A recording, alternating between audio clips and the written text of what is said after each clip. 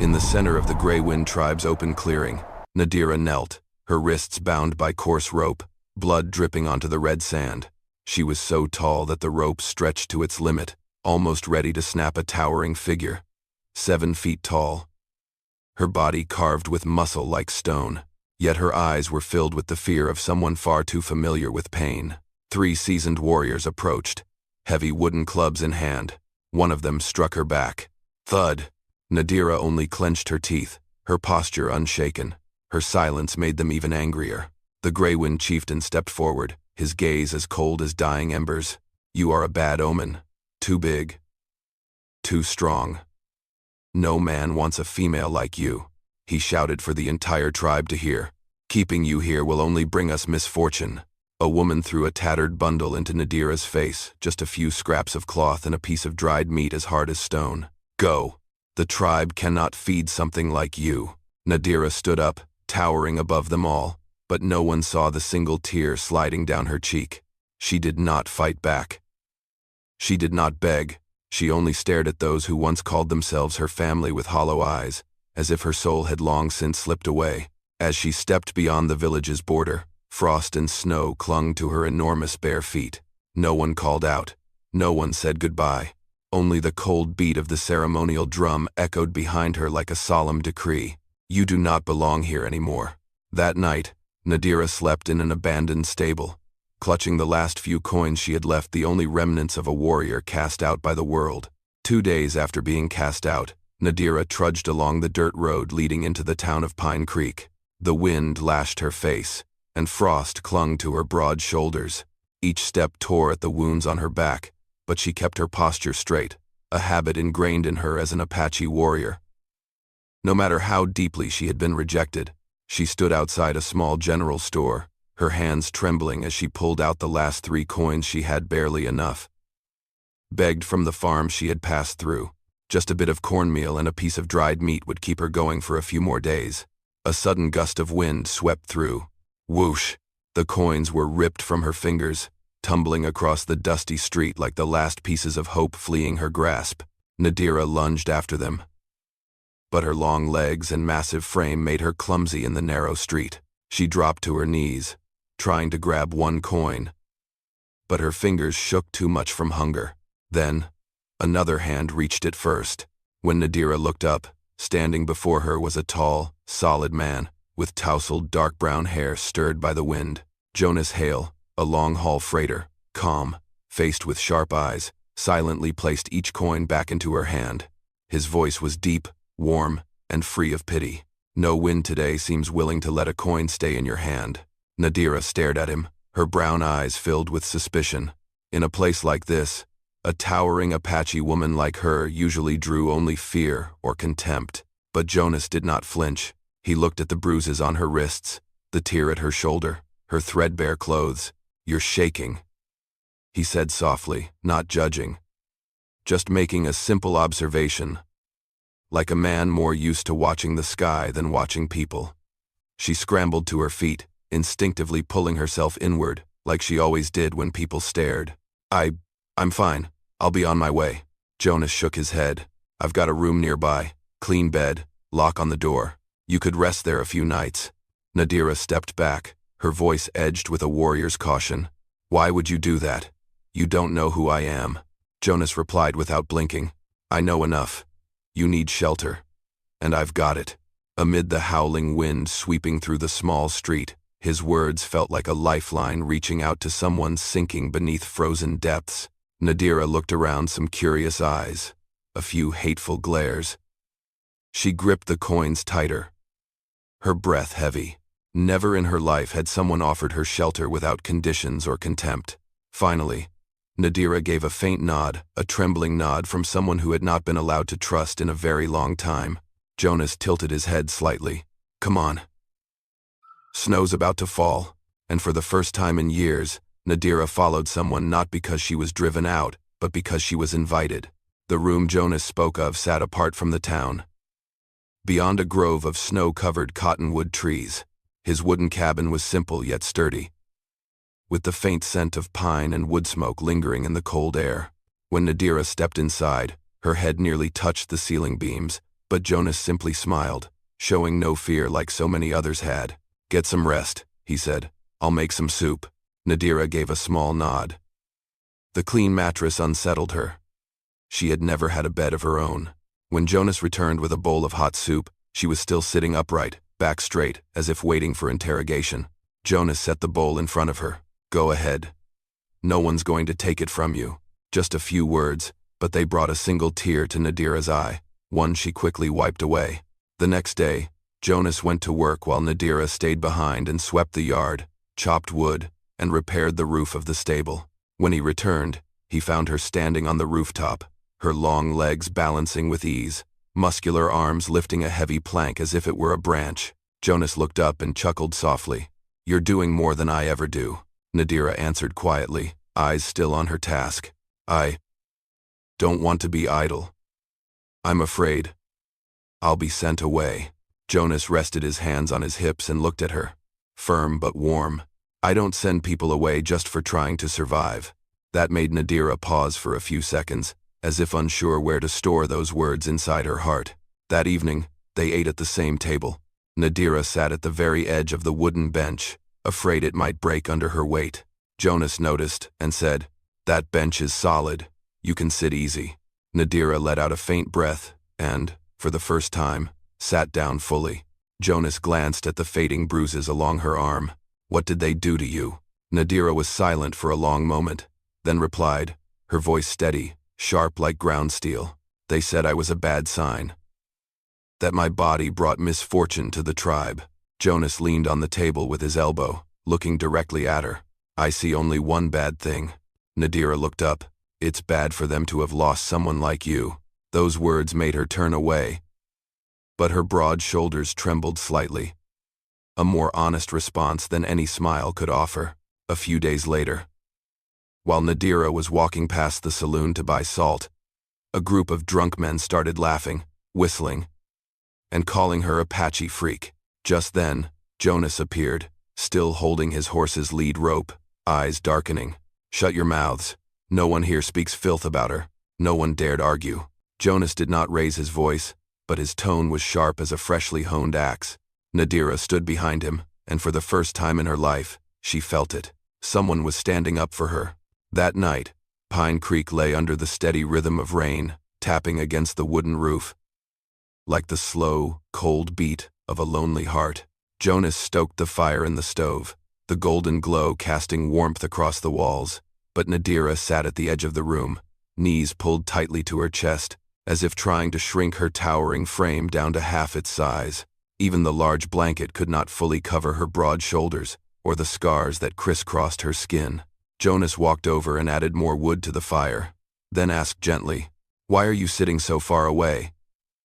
"It's been cold these past 2 nights." Nadira did not look at him. Her voice was quiet. "I don't want to bother you. Don't want to take up space." Jonas frowned slightly and came to sit beside her. Nadira immediately shifted away, creating a small distance between them. That space hit Jonas like a blow to the chest.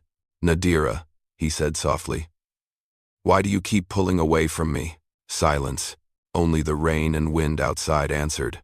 It took a long moment before she finally spoke, her voice worn and quiet, like stone worn down by water.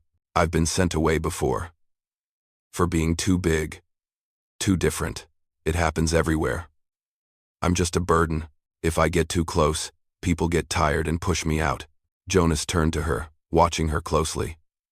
The firelight lit up her sad brown eyes. Beneath that sculpted, stone-strong body was a heart so abandoned, it had curled in on itself. He spoke gently. "If I wanted you gone, I would have said so. The very first day." Nadira stayed silent. Jonas tilted his head slightly, trying to catch her gaze. "You live like you're always waiting for someone to say, 'Get out.' But this is my home. And here," he placed his hand on the back of hers. Her hand was so large it could have covered half his chest.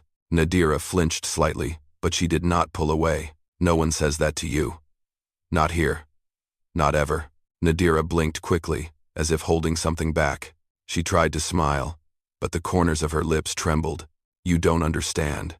The kinder people are to me, the faster they leave." Jonas shook his head gently. I don't abandon people just for existing, and I am not afraid of you." For the first time, Nadira looked him straight in the eyes. The fire reflected in hers, deep and aching, and Jonas felt the urge to pull her close and protect her from every wound she had ever carried. He added, slowly and with certainty, "I choose who stays in my home. And I choose you." Nadira gripped the blanket tighter, her broad shoulders trembling, not from the cold, but because, for the first time in her life, someone had said words to her that she had never dared to dream of hearing. "I truly appreciate you being here.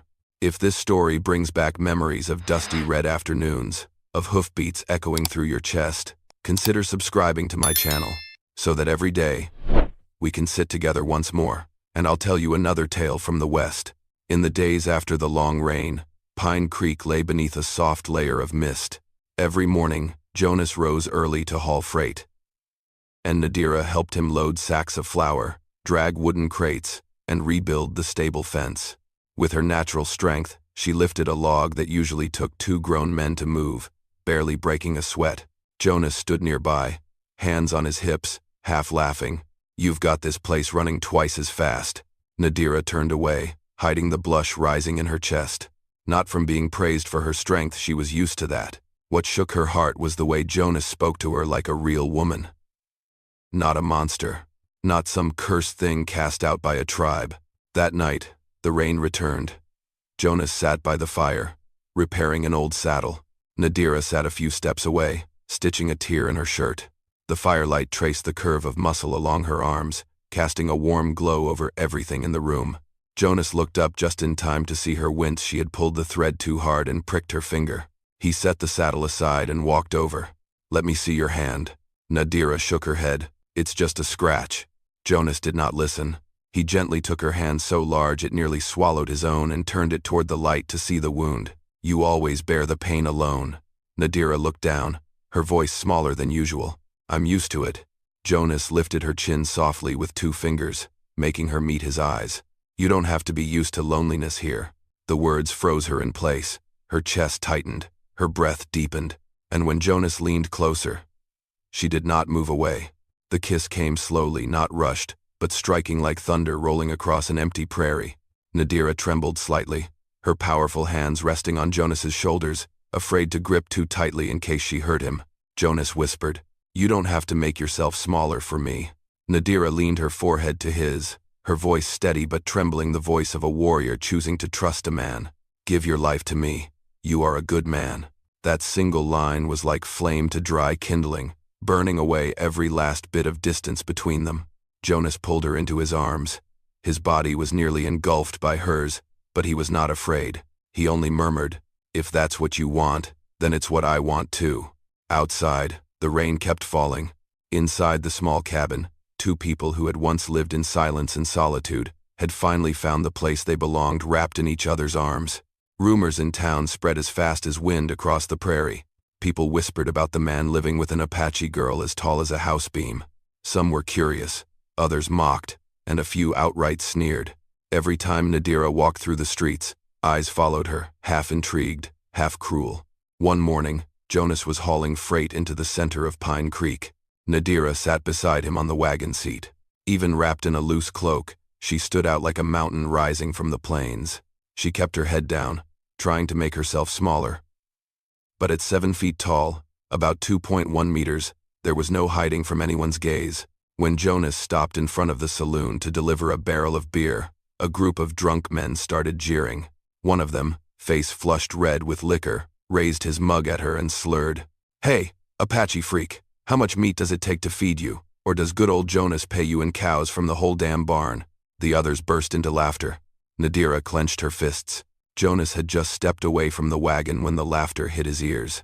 He froze, then turned, his expression shifting instantly. His voice was low and sharp as ice. "Shut your mouths." The men laughed louder. Another one sneered. "What's wrong, Jonas? Getting touchy about your big Apache girl?" Jonas walked straight toward them. He did not yell, but every word hit like an axe, splitting timber. "One more word about her, and each of you will answer to me in blood." The saloon fell silent. Jonas rarely got angry. But when he did, his blue eyes darkened like a storm rolling in. No one wanted to test a man who spent his life handling lumber, heavy freight, and wild horses, and most of all, a man who had no fear. He turned back to the wagon and took Nadira's hand, pulling her to stand tall in the middle of the crowded street. His voice rang out, loud enough for every ear in Pine Creek to hear. She is not working to pay off a debt. She is not living off me. Nadira stood frozen, her massive heart pounding in her chest. Jonas gripped her hand tighter. His was small inside hers, but the strength in it was undeniable. She is, Jonas said, each word crystal clear. My wife. The entire street fell into stunned silence. A few women outside the dress shop covered their mouths. The three drunken men staggered back like they had been slapped. Nadira looked at Jonas, unable to believe it. No one had ever stood up for her. No one had ever called her by a title that held any worth. Jonas turned to her, his eyes softening. Come on. We're going to the church. That afternoon, beneath the ringing of bells and the glow of candlelight, Nadira Greywind, a warrior once beaten and banished by her tribe, placed her hand in Jonas Hale's and became his wife, and she had nothing left to prove to the world. That winter came down on Dakota like a fierce white beast. Wind howled through every crack in the walls, driving snow hard against the wooden roof of Jonas and Nadira's cabin. Inside the small room, Jonas fed more logs into the stove. But his eyes never left the bed, where Nadira lay, breathing heavy and deep, like distant war drums echoing through the night. Nadira was in labor. Though she was an Apache warrior with a body built like stone hands that had once lifted heavy timber like toys, now she trembled in waves, not from the cold, but from fear. The kind of fear she had never let herself face before. Fear that the body her tribe called too big would not be able to bring life into the world. Fear of leaving Jonas behind. Fear that the curse they had spoken over her might be real. Jonas sat beside her, gripping her massive hand, which clenched his so tightly that the knuckles of his fingers turned white. Breathe, Nadira. Just like that. Good. She shook her head. Breath quick and panicked. Jonas. If something happens, you have to. He placed his hand gently on her cheek, forcing her to look at him. There's no if. You hear me? You are stronger than they ever said. Stronger than you even know. Another wave of pain tore through her, and Nadira doubled over, teeth clenched, sweat pouring down her temples, mixing with tears she had no time to wipe away. Jonas whispered, his voice low and firm like steel tempered in fire. You are not alone. I am right here. Always. And then through the bitter wind outside, a sound rose. A first cry. Weak, trembling, but clear as the first light of spring. Nadira gasped for air, her body spent, but her eyes flew wide as Jonas placed a small, warm bundle into her arms. A baby girl, tiny, but strong, dark-skinned, with black eyes and a long, lean frame, just like her mother. Nadira pulled the baby to her chest. Her large hand nearly covered the baby's back completely, and then she sobbed loud, raw, like dry earth cracking open after a long, unforgiving drought. Jonas. I didn't think I could. Jonas knelt beside the bed, resting his forehead against hers and their daughters. You did it. You can do anything. You always could. Nadira looked down at the little life searching for warmth in her arms, a life she never believed she deserved. Her name is Asha. It means new hope in Apache. Jonas smiled and kissed her hand. It's a beautiful name, just like her mother. Outside, the snowstorm still roared, but inside the small cabin, a new family had just been born, strong, bound together, and untouchable by anything the world could throw their way. Spring thawed its way through Dakota slowly, like the breath of a great beast waking from a long slumber. Snow melted into quiet streams, running along the eaves of Jonas's cabin. The little wooden house no longer felt cold as it had all winter. Now it was filled with new sounds. The cry of a baby, Jonas's laughter, and Nadira's soft humming in the ancient Apache tongue. Asha grew faster than anyone expected. At just 2 months old, her limbs had already lengthened, her wide black eyes filled with curiosity, a beauty born of both wilderness and warmth. To outsiders, Nadira holding her daughter looked like a giant cradling a tiny doll. But to Jonas, it was the most beautiful sight he had ever known. He lifted Asha gently to give Nadira a moment's rest and swayed her in his arms. "She's hungry again," he smiled. "She's strong today, almost as strong as you." Nadira laughed, a rare sound, deep and resonant like Apache drums echoing through the valley. "Let's hope she doesn't grow as big as me. I doubt this town could handle two of us." Jonas stepped closer, wrapped an arm around her waist, and said in that calm, steady voice of his, "If there were two of you, this place would be twice as safe." Nadira blushed and turned away, but Jonas had already seen it, the flicker of pride in her eyes. A pride no lifetime of rejection could take from her. At first, the people of Pine Creek looked at Nadira with caution. Some were still afraid, some were just curious. But in time, they grew used to the sight of the towering Apache woman hauling crates on her shoulder, standing at the general store, bartering goods, or cradling her daughter in hands the size of wooden shovels. One day, the dressmaker's wife paused, staring at Nadira for a long moment before saying, "You're strong, but when I see you holding that baby, I don't see a warrior. I see a mother." Nadira lowered her head, unsure of how to answer. Jonas stood beside her and gave her hand a quiet squeeze. That evening, as they walked back through the grove of snow, white cottonwoods, Asha slept soundly in the sling against Nadira's chest. Jonas placed his hand gently on Nadira's back and said, "Do you remember the day you told me you didn't belong anywhere?"